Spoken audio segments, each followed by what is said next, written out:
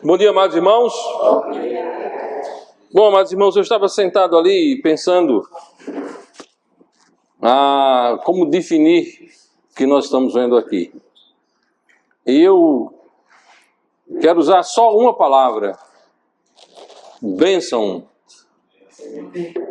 Para mim está sendo uma bênção estar aqui com vocês, amém?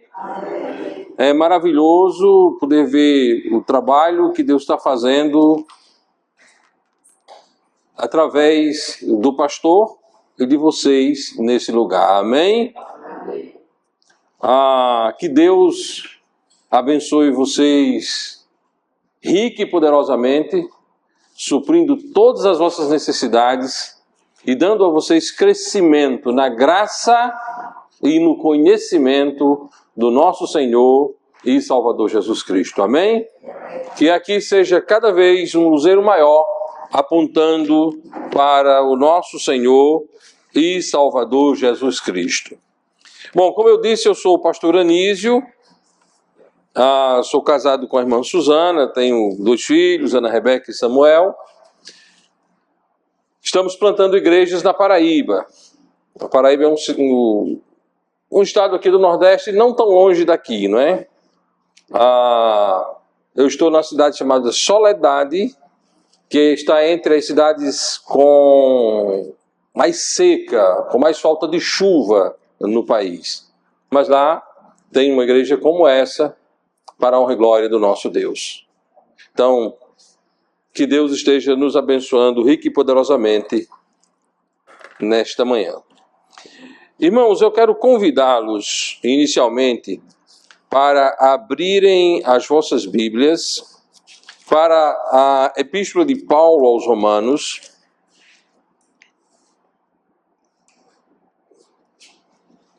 no seu capítulo 5.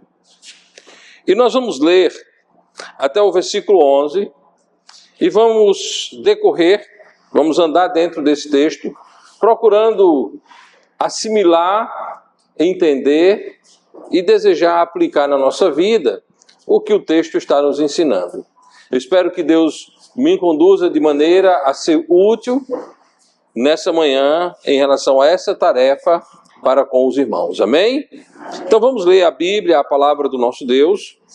Epístola de Paulo aos Romanos, capítulo 5, versículos 1 a 11, onde dito está: tendo sido, pois, justificados pela fé, temos paz com Deus por nosso Senhor Jesus Cristo, pelo qual também temos entrada pela fé a esta graça, na qual estamos firmes e nos gloriamos na esperança da glória de Deus.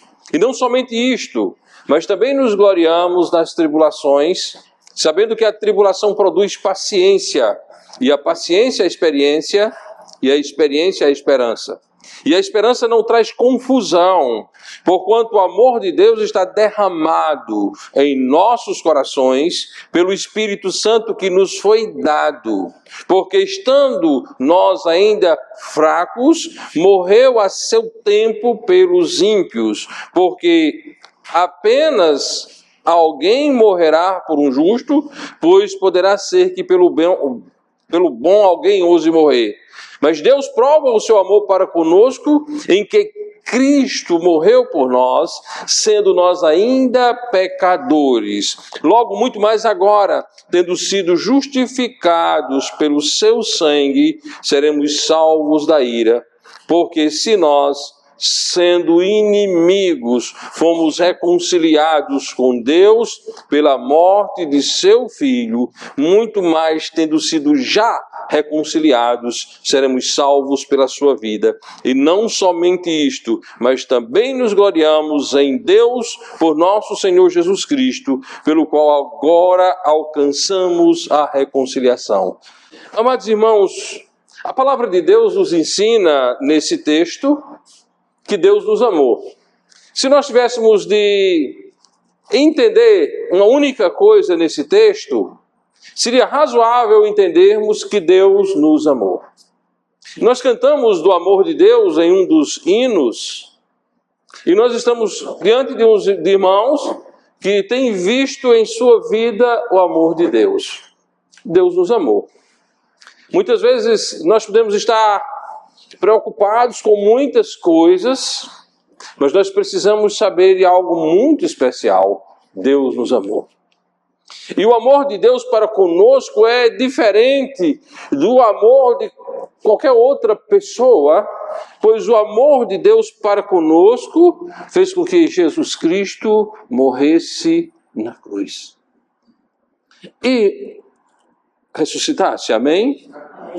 E a razão de nós sermos salvos, a razão de termos esperança de que estaremos com Cristo eternamente no céu, é porque Deus nos amou. Porque Deus nos amou e deu Cristo a morrer na cruz. A palavra de Deus diz: tendo sido, pois, justificados pela fé, temos paz com Deus por nosso Senhor Jesus Cristo. Paulo começa dizendo que nós temos paz. Paz com quem? Paz com Deus. Eu tenho paz, você tem paz com Deus.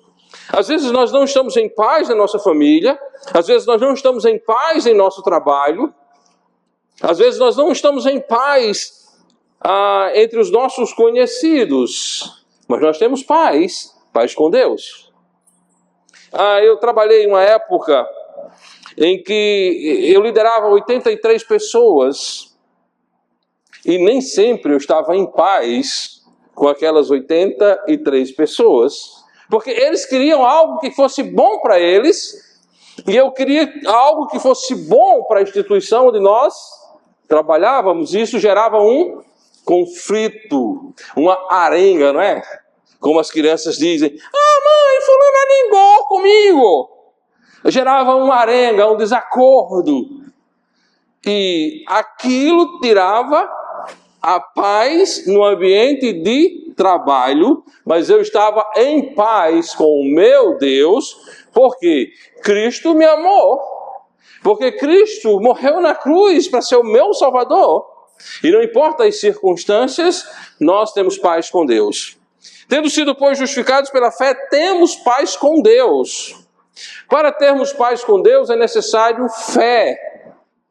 Vocês sabem o que é fé? Nós ouvimos muito falar de fé, desde pequenininho que nós ouvimos fé.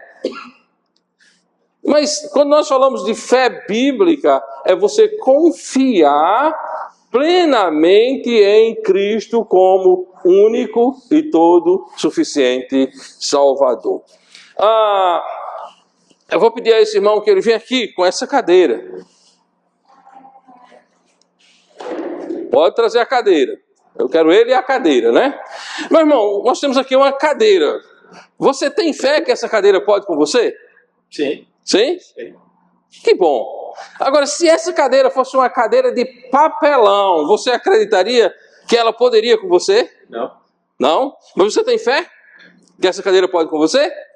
Essa sim. Vamos experimentar. Você pode sentar? Pode levantar os pés do chão? Pode levantar as mãos? Esse é um homem de fé. Ele acredita que a cadeira pode com ele. Obrigado. Pode levar a cadeira aí também. E senta lá. Então veja bem, ele confiou na cadeira. Amém? Nós precisamos confiar completamente em Jesus. Bom, confiar na cadeira com os pés no chão. Com os pés no chão eu sento até numa cadeira de papelão. Eu fico apoiado nos meus pés. Não vou me jogar nela. Mas ele levantou as mãos para não se apoiar em nada e ele levantou os pés e ele ficou completamente em cima da cadeira e somente em cima da cadeira. O que é ter fé em Jesus? É confiar só em Jesus, como o irmão confiou só nessa cadeira, amém? Então nós temos paz com Deus quando nós confiamos só em Cristo como nosso Salvador pessoal, amém? Só em Jesus, irmãos. Quando nós confiamos só em Jesus, nós temos paz com Deus. Isso implica dizer, nós temos o pastor, nós amamos o pastor, nós confiamos no pastor, mas nós não acreditamos que o pastor nos leva para o céu. Quem nos leva para o céu é somente Jesus. Eu acho que vocês amam essa igreja. Eu não conhecia essa igreja, mas estou amando essa igreja e vou continuar amando essa igreja. Mas essa igreja não pode levar você para o céu. Quem pode levar você para o céu?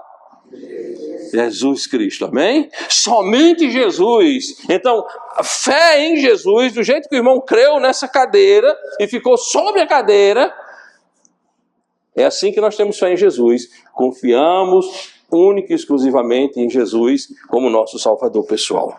Então temos paz com Deus por nosso Senhor Jesus Cristo. De forma bem simples, só existe um meio de termos paz com Deus, e esse meio é Jesus Cristo.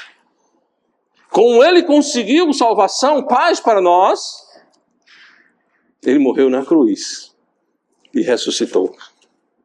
Temos paz com Deus, porque Jesus morreu. Temos paz com Deus, porque Jesus ressuscitou. Temos paz com Deus, exclusivamente, unicamente, por Jesus Cristo. O único caminho de salvação. Bom, pelo qual também temos entrada pela fé a esta graça, na qual estamos firmes e nos gloriamos na esperança da glória de Deus. Pelo qual quem? Por Jesus. Veja, irmãos, que a Bíblia é um livro que aponta sempre para Jesus. A Bíblia aponta, são setas apontando para Jesus, para Jesus, para Jesus. Eu tenho paz com Jesus, eu tenho paz com Deus por causa de Jesus, eu tenho entrada por causa de Jesus. Jesus disse que é a porta. Como alguém pode entrar aqui? Como alguém pode entrar aqui? Alguém pode entrar aqui? Por aqui? Por aqui? Mas vocês entraram aqui. Por onde vocês entraram aqui? Como foi que vocês entraram? Vocês podiam me indicar com o dedo por onde foi que vocês entraram? Ah, por ali, pela porta, amém? As crianças entraram por onde? Por onde essas crianças entraram? Pela porta, amém? Então Cristo, irmãos, é a porta, é a entrada, é o meio que nós entramos na graça de Deus, pelo qual também temos entrada pela fé a esta graça. O que é graça? Favor que eu não mereço. A graça é... Eu estava indo para o inferno.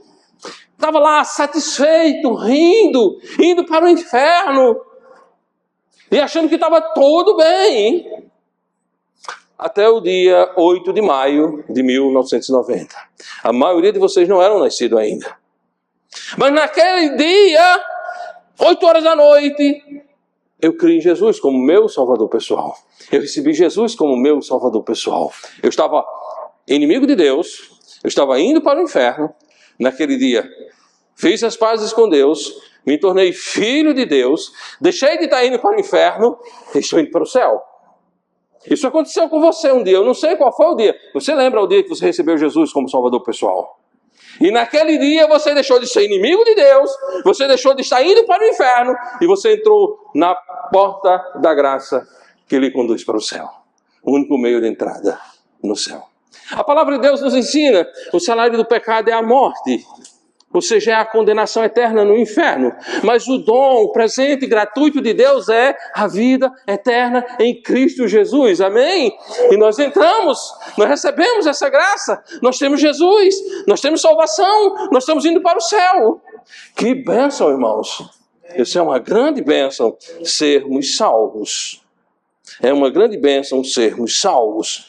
E agora, como nós somos salvos, nós nos gloriamos na esperança da glória de Deus. A Bíblia nos ensina que um dia Deus nós vamos ouvir o som da trombeta. Nós vamos ouvir o som da trombeta e nós seremos arrebatados, amém? E essa é a bendita esperança. O irmão jovem Ademilton estava dizendo, eu estou ficando velho, pastor, já estou ficando meio cansado para uma viagem como essa. Aí eu olhei assim e disse, eu que tenho uns 15 anos mais velho do que você, né? Mas eu ainda não estou tão cansado, não. Ou sou teimoso, né? Às vezes eu sou teimoso. Mas veja bem, irmãos, porque nós estamos ficando velhos. Meus cabelos, então eu fui cortar o cabelo para vir para cá, e o cabeleireiro, que é o irmão da igreja, ele corta meu cabelo faz 20 e tantos anos. E ele olhou assim e disse: pastor, o seu cabelo está branco. Aí eu disse: ainda bem que não caiu, né, irmão? Ainda bem que não caiu, né? Meu irmão apostava todas as fichas que meu cabelo ia cair. O dele estava ficando ele é mais novo do que eu, e o cabelo dele estava ficando mais branco do que o meu primeiro.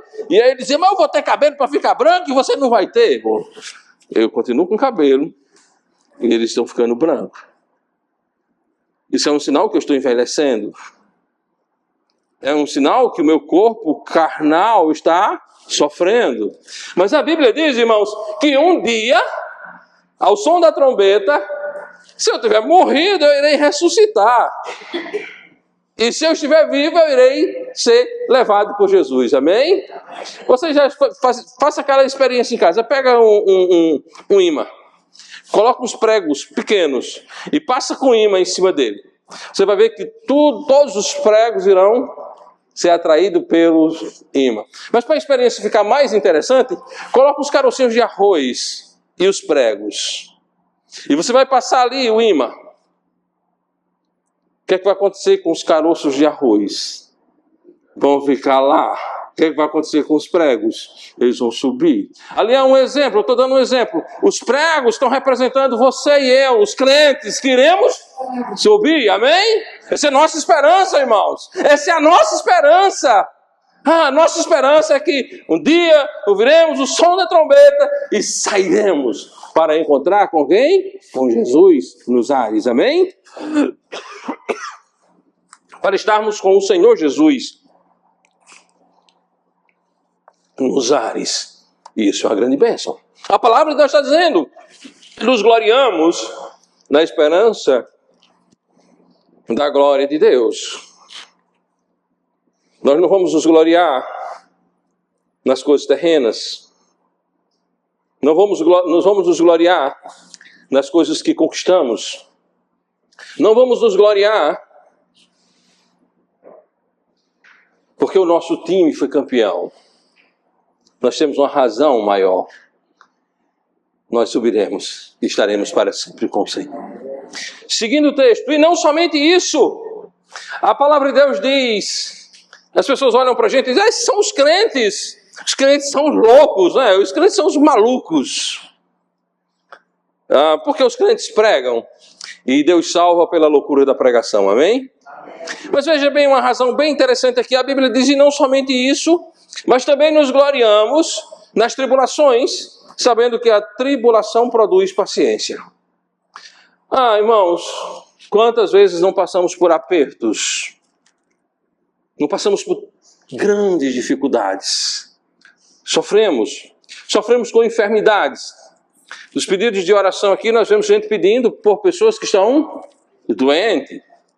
Ontem, parte do dia, eu passei tentando ajudar esse meu amigo Juarez a chegar no hospital em João Pessoa, falando com alguns conhecidos. Ele estava em Campina Grande e o médico disse ao filho dele, que é meu amigo também, disse: aqui nós não podemos fazer nada. Se ele ficar aqui, ele vai morrer. Não é garantia que ele indo para o outro hospital que ele foi, não é garantia que ele não vai morrer. Mas lá nesse hospital tem condições de fazerem os procedimentos necessários, fazer ali o que é preciso, abrir o caminho para o sangue chegar no coração. E isso causa tribulação. Começamos a trabalhar nisso de manhã e 2 horas da madrugada ele entrou no hospital em João Pessoa. Bom, esperamos que Deus cuide. Mas isso causa uma tribulação na família. Eu fico pensando, os filhos dele, os netos ali, estavam angustiados com aquilo. E nós passamos por tribulações porque encontramos pessoas doentes. Mas não somente isso. Passamos tribulação porque os nossos filhos não estão fazendo exatamente o que nós achamos que é o correto para eles. Passamos tribulações porque, às vezes, o dinheiro acaba na metade do mês. E o que eu vou fazer com o resto do mês? Poxa vida, você está aqui, acabou o dinheiro. E como é que eu vou comprar pão? Como é que eu vou comprar feijão? Como é que eu vou pagar a luz? São problemas. E aí nós começamos a nos aperrear. E isso chama-se tribulação. Mas nós devemos nos gloriar nas tribulações, porque a tribulação nos ensina a ser paciente. Paciência não é uma virtude que você adquira sem passar por tribulações.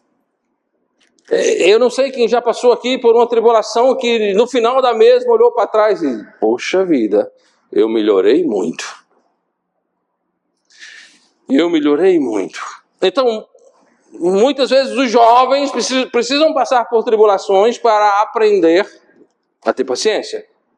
E muitas vezes nós que já não somos tão jovens, precisamos passar por tribulações para aprendermos a ser pacientes. A tribulação produz paciência. Meu primeiro pastor, o pastor que me batizou, ele dizia: não ore por paciência, porque Deus vai lhe dar tribulação para você ficar paciente. A tribulação tem utilidade, amém? Vai nos tornar crentes melhores. É bom na hora que você está sendo atribulado? Não. Mas depois que passa, você vê que teve importância e valor, amém? Então nos gloriamos na tribulação, porque a tribulação produz paciência. E a paciência, experiência. E a experiência, esperança. Mas irmãos, passando por várias tribulações, eu comecei a aprender que Deus estava cuidando de mim. Na minha vida, eu já passei por grandes apertos. Eu já passei por momentos em que eu olhava para frente e não via absolutamente nada que pudesse me tirar daquela situação. E chama-se tribulação.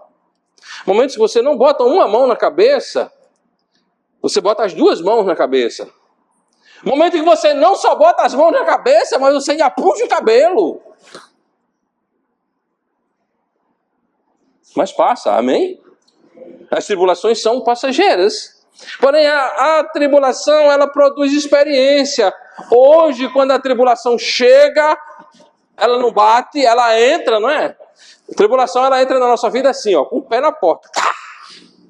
Ela entra na nossa vida, ela se instala na nossa vida, mas hoje eu já sei. E eu coloco meus joelhos no chão. E eu clamo ao Senhor.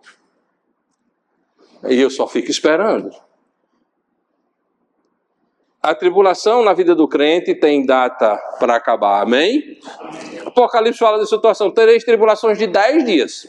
Não é 9, não é 8, não vai acabar na metade, mas não vai ser 11, 10 dias.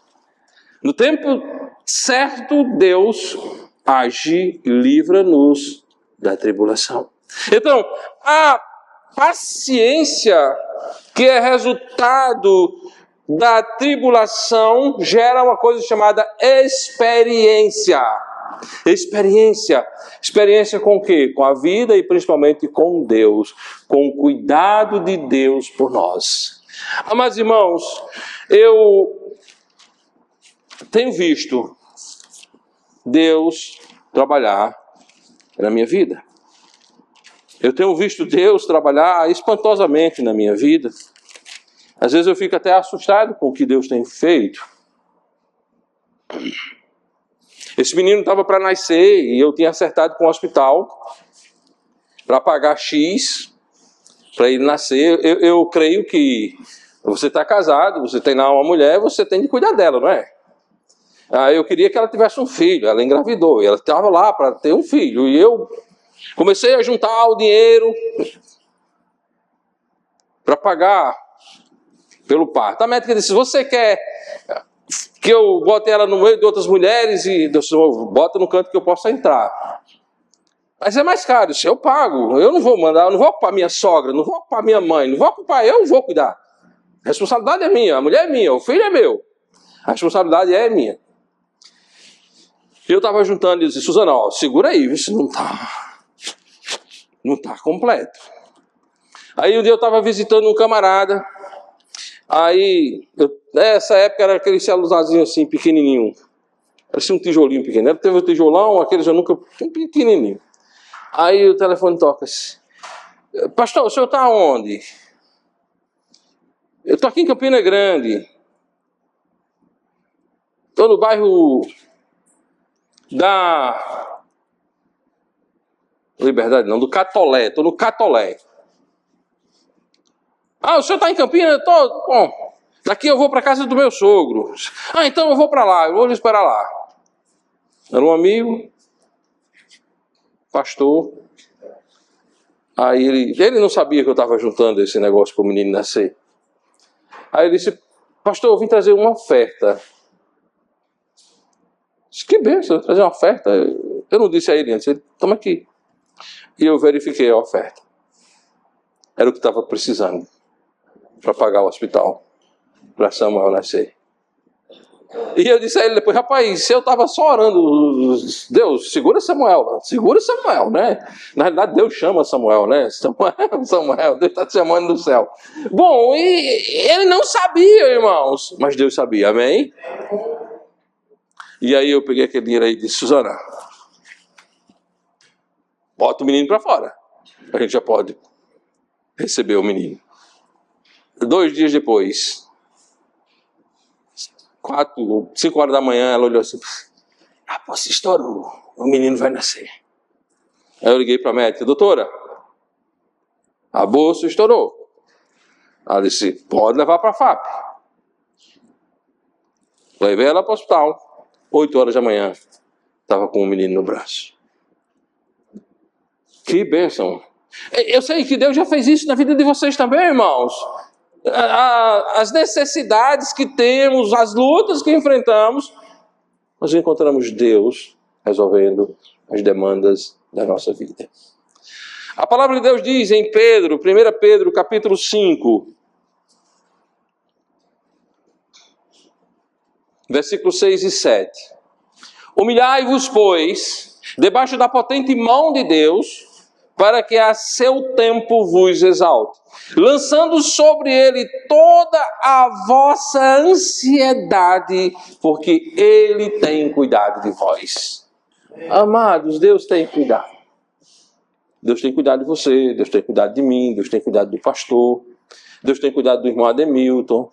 Irmão Ademilton, nós estávamos lá na Bahia, disse, nós vamos para Maceió, aproveite e vá, metade do caminho para Paraíba. Ele disse, eu vou. Reservou aqui no hotel, aí descobriu que precisava trocar os pneus do carro, não foi? Trocar os pneus do carro. Aí ele foi trocar os pneus do carro. Quando o camarada levantou o carro, ele disse, se você for, você vai morrer. Você precisa trocar o pivô, porque está solto aqui. Você vai... Olha como Deus cuida.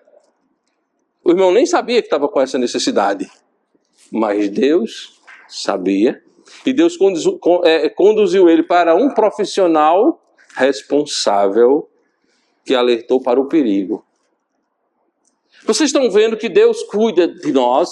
E se eu abrisse aqui a oportunidade, a gente ficava até amanhã de manhã aqui, só vocês contando coisas que Deus já fez na sua vida. Coisas que Deus já fez na sua vida, irmãos. Deus que tem cuidado. Então, a tribulação produz paciência, a paciência, experiência, e a experiência produz esperança. Eu estou em desespero agora, mas Deus vai cuidar. Deus está cuidando. Deus estará agindo. Deus está trabalhando. Enquanto eu estou dormindo, Deus está trabalhando. Então, a tribulação produz paciência, a paciência produz experiência, e a experiência, esperança. E a esperança nunca traz confusão, amém? A palavra de Deus ensina-nos, e a esperança não traz confusão, porquanto o amor de Deus está derramado em nossos corações pelo Espírito Santo que nos foi dado. A esperança está ligada, colada com o amor de Deus em nossos corações. Eu sei que Deus cuida de mim. Eu sei que Deus cuida de você. Eu sei que Deus cuida de nós. Amados irmãos, isso é muito para pecadores como nós, termos o cuidado de Deus para conosco. A esperança não traz confusão, porquanto o amor de Deus está derramado em nossos corações pelo Espírito Santo que nos foi dado. O Espírito de Deus habita em meu coração. O Espírito de Deus habita em seu coração. E o Espírito de Deus nos conduz na esperança de que Deus cuida de cada problema da nossa vida. Seguindo o texto, aí ele vai justificar porque todo esse cuidado de Deus para conosco. Porque Cristo, estando nós ainda fracos, morreu a seu tempo pelos ímpios. Cristo morreu por mim, na qualidade de ímpio, pecador. Mesmo quando eu estava no mundo, mesmo quando você estava no mundo, mesmo quando estávamos desfrutando da nossa carnalidade, da nossa pecaminosidade no mundo, Deus nos amou. A palavra de Deus nos ensina que nós o amamos, amém? Você ama a Deus? Eu um pouquinho, mas amo. Eu gostaria de amar muitão, mas eu sou humano, miserável. Mas nós amamos a Deus, amém? Mas nós o amamos porque primeiro Ele nos amou e nós estávamos fracos, nós estávamos entregues ao nosso pecado, nós éramos ímpios e Jesus morreu por nós. Olha quem éramos nós, Efésios capítulo 2. Quem éramos nós? Quem éramos nós? Efésios capítulo 2, até o versículo 3. Diz o seguinte: E vos vivificou, estando vós mortos em ofensas e pecados, em que noutro tempo andastes, segundo o curso deste mundo, segundo o príncipe das potestades do ar, isso é o doutor Satanás, do espírito que agora opera nos filhos da desobediência, entre os quais todos nós também antes andávamos, nos desejos da nossa carne, fazendo a vontade da nossa carne e dos pensamentos, e éramos por natureza filhos da ira, como os outros também. Nessa fase da minha vida, como descrito nesse versículo, Deus me amou. Porque Cristo, estando nós ainda fracos, morreu a seu tempo pelos ímpios. Cristo morreu pelos ímpios. E eu era um desses ímpios. Você era um desses ímpios. Cristo morreu pelos ímpios. Todos os ímpios, em todos os tempos, em qualquer lugar, têm o benefício da morte de Jesus. Para ter vida eterna, precisa uma única coisa: crer em Jesus como Salvador pessoal. Bom, e no versículo 4 desse contexto de Efésios diz: Mas Deus, que é riquíssimo em misericórdia, pelo seu muito amor com que nos amou, estando nós ainda mortos em nossas ofensas, nos vivificou com Cristo. Pela graça sois salvos. Nós somos salvos porque Jesus nos amou com muito amor, com muita misericórdia. Nós somos salvos. Então, meus irmãos, mesmo na qualidade de ímpios, Cristo morreu por nós. Versículo 7. Porque estando nós... porque apenas alguém morrerá por um justo. Pois poderá ser que pelo bom alguém ouse morrer. Poucos ousam morrer por Jesus, que é bom. Jesus morreu por mim, que sou ímpio. Jesus morreu por você, que é ímpio. Jesus não morreu pelos bons. Eles não existem. Jesus morreu pelos ímpios. Mas Deus prova o seu amor para conosco, em que Cristo morreu por nós, sendo nós ainda pecadores. É um texto que quase todo mundo conhece. Porque Deus amou ao mundo de tal maneira que deu o seu Filho unigênito, para que todo aquele que nele crê não pereça, mas tenha a vida eterna. Quase todos conhecem esse texto. É uma maravilha esse texto. É uma declaração de amor. Deus está dizendo a você, Deus está dizendo a todos que Deus ama, que Jesus morreu para que ninguém entre no inferno, que Jesus morreu para que todos aqueles que nele crê tenham a vida eterna. E aqui Deus diz a mesma coisa de maneira diferente, mas Deus prova o seu amor para conosco em que Cristo morreu por nós, sendo nós ainda pecadores. Meu pai me contava uma história de um amigo dele que era noivo de uma moça. E fazendo uma visita em uma área de João Pessoa que é chamada Bica. Lá tinha um leão, tinha vários animais.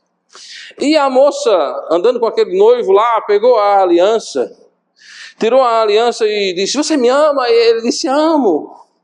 E aí ela disse: prove que me ama. Aí jogou a aliança na jaula onde estava um leão. Prove que me ama, vai buscar. E aquele cara muito corajoso foi lá dentro, pegou a aliança, trouxe, colocou no dedo dela. Ah, meu amor, você me ama! Que coisa boa! Ele provou que amava, não foi? Ele colocou a vida dele em jogo para provar que amava. E aí eles saíram andando. Aí na frente tinha uma onça. Essa onça pintada. E ela tirou a aliança. Fez a mesma coisa. Você me ama? Ah, amo. Ah, então se você me ama, prova que você me ama. Jogou a aliança lá. E aí ele falou com o responsável lá, entrou e recuperou a aliança. E saiu da jaula. E olhou para ela. Disse: toma a sua aliança. Não bote no dedo. Porque você me provou que você não me ama. O nosso noivado acaba aqui. Ela não amava. Ela estava colocando ele em risco de morte. E ele tomou a atitude certa. Acabou o noivado. Mas com Cristo, irmãos, é diferente. Ele nos amou. E ele provou que nos ama. Essa história desse noivo sábio que acabou o noivado mostra uma relação de falta de amor. E não pode ser comparada com o amor de Cristo. Cristo nos amou e se sacrificou por nós. Aquele homem amava aquela moça e se sacrificou por ela, se colocou em risco por ela, mas ela não amava. Mas aqui nós temos Deus dizendo que nos ama, e nos ama eternamente, e nos ama para sempre, e por esse amor que tem para conosco, mesmo sabendo Ele que nós somos pecadores, que nós somos miseráveis pecadores, que nós merecemos a condenação, Ele nos amou. E Jesus morreu para ser o meu Salvador. Jesus morreu para ser o seu Salvador. Jesus morreu para ser o Salvador de todo esse bairro. Quantas crianças, quantos homens, quantas mulheres, quantos jovens, quantas moças, quantos rapazes não estão nesse bairro? E Jesus amou a todos eles. Jesus é rico em misericórdia. E Jesus amou a todos eles. Do mesmo jeito que me amou. Do jeito que Ele amou. Ele nos amou. Ele tem amado pessoas. E Ele salva pessoas. E graças a Deus nós somos salvos. Amém? Vamos ensaiar para dizer todos hoje. Graças a Deus nós somos salvos. Amém. Graças a Deus nós somos salvos. Isso é bom. É bom ser salvo. É bom ser salvo. Mas eu quero que você, hoje de manhã, eu vou deixar uma tarefa para você fazer em casa. Posso fazer? Eu quero que você pense em 20 pessoas que você ama que estão nesse bairro. Alguém pode pensar em 20 pessoas que ama aqui? Ah, bem, coisa boa. Coloca o nome dessas 20 pessoas no papel. E todo dia, faça isso. Se ajoelhe. E ora. Deus salva essas pessoas. E diz João, Maria, Pedro, Paulo. Diz o nome de tudinho. Eu gosto de lista de oração por salvação. Meu irmão, que eu passei 18 anos evangelizando. Ele mexendo nas coisas do tempo, numa caixa que tem em casa da época que éramos solteiros ainda. Aí ele encontrou lá uma dessas minhas listas de oração. E ele olhou, fulano, riscado, Beltrano, riscado, Cicrano, riscado. Fulano, ok. Volta. Não estava riscado. Não estava ok. ele ainda era perdido. E aquela lista de oração, de alguma maneira, mexeu com a cabeça dele em direção a ele ir para Cristo. Amém? Faça sua lista de oração. Coloque lá o nome dessas 20 pessoas hoje. Mas você tem mais gente para colocar. E vá colocando. E nunca deixe de colocar. Você vai lá no médico, o médico lhe atendeu bem, você coloca o nome dele e ora por ele. Mas ele não lhe atendeu bem. Bota o nome dele e ora por ele. Você foi lá no mercadinho, tem um atendente novo, ele atendeu você com riso. Bota o nome dele.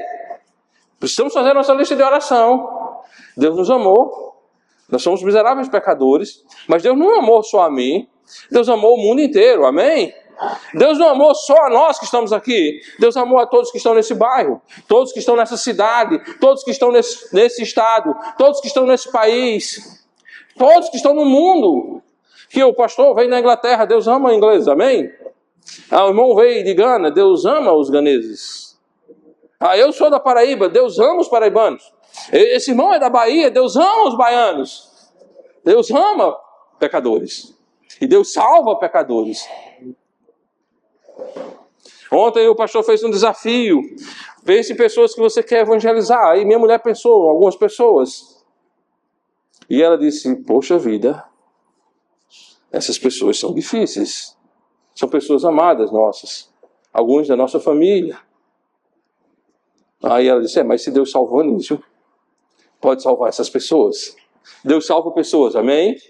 Deus salva pessoas. Quer uma prova de que Deus salva a pessoa? Você.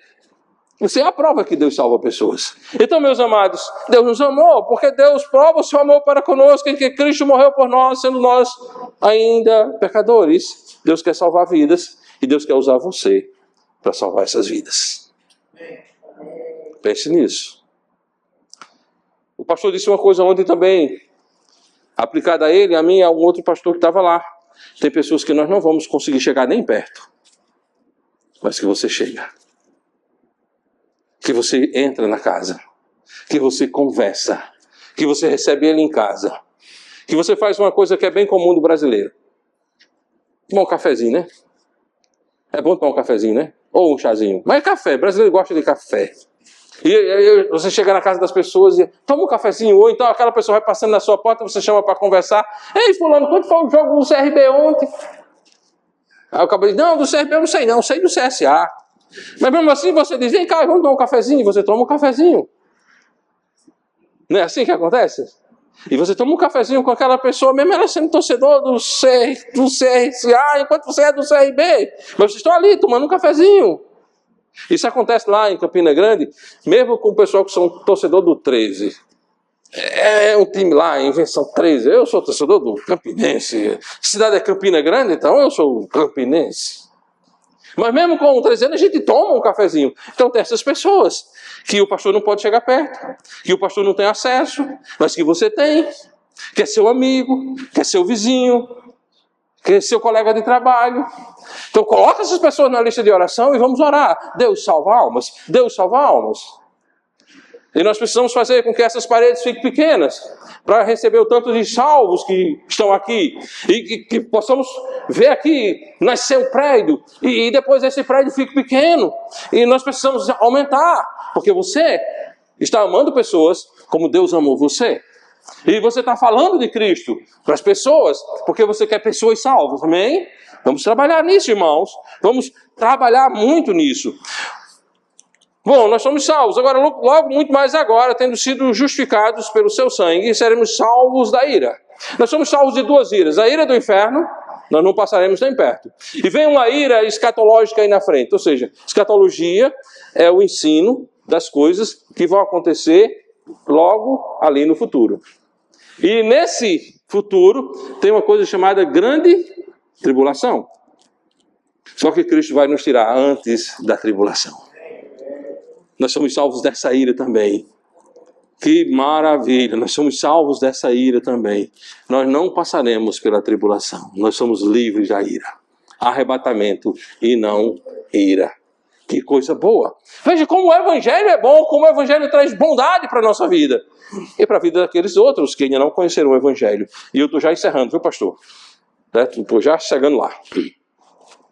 Porque se nós, sendo inimigos, somos reconciliados com Deus pela morte de Jesus, seu Filho, muito mais tendo sido já reconciliados, seremos salvos pela sua vida. A vida de Cristo, a ressurreição de Cristo, é a razão da nossa eterna salvação. Tem um texto que eu gosto de citar com muita frequência, que está logo aqui. Eu estava virando a página, mas nem precisa virar. O versículo 25 do capítulo 4. O qual por nossos pecados foi entregue e ressuscitou para nossa justificação. Jesus foi para a cruz por causa do meu pecado. Jesus ressuscitou para me justificar. E não somente isso, mas também nos gloriamos em Deus, por nosso Senhor Jesus Cristo, pelo qual agora alcançamos a reconciliação. Amados irmãos, é bom ser salvo. Seria bom se todos nós andássemos com adesivo na nossa camisa. Sou salvo. Sou salvo. Eu sou salvo. Isso é reconciliação. Isso é se gloriar porque foi reconciliado. Isso é ter alegria, prazer e não somente isso. Sentir orgulho de ser um salvo. É bom ser salvo. Deus me amou. Deus me salvou. Deus me amou. Deus me salvou. Mas o que nós vamos fazer com isso? Pensa nas pessoas que estão aqui nesse bairro. Pensa nas pessoas que estão nos bairros vizinhos. Pensa nas pessoas que estão em Maceió. Pensa nas pessoas que estão em Alagoas. Pensa nas pessoas que estão na Paraíba, na Bahia, no Nordeste, no Brasil e no mundo. E vamos orar e trabalhar. Quem sabe, irmãos, dessa igreja não vão sair 50 pastores para estar em todos os estados. Você acredita nisso? Você oraria comigo que dessa igreja saia 50 pastores? Ore por isso. Quem pode ser seu pastor? Pode ser seu filho. Esse homem que você vai orar para ser o pastor que vai sair daqui, um desses 50 pastores que vão sair daqui, pode ser seu filho, pode ser seu neto, pode ser o marido da sua filha, pode ser o marido da sua neta. Então orar por 50 pastores talvez seja a melhor oração que você faça pela sua família, pelo seu bairro, por essa igreja. Vamos orar? Que Deus nos ajude, que Deus nos fortaleça. Eu vou orar por isso, posso? Vou orar sozinho ou vocês vão orar comigo? Eu vou orar lá da Paraíba. Senhor, aquela igreja lá no Sombra, 50 casais para a tua obra. E eu vou dizer um negócio a vocês. Se nós chegarmos em 50 casais, talvez a gente chegue em 100. Talvez a gente chegue em 500. Talvez daqui, como em Antioquia, seja o maior centro de evangelização do mundo. Deus pode fazer. Eu acredito nisso. Vamos orar. Que Deus nos ajude a fazer isso.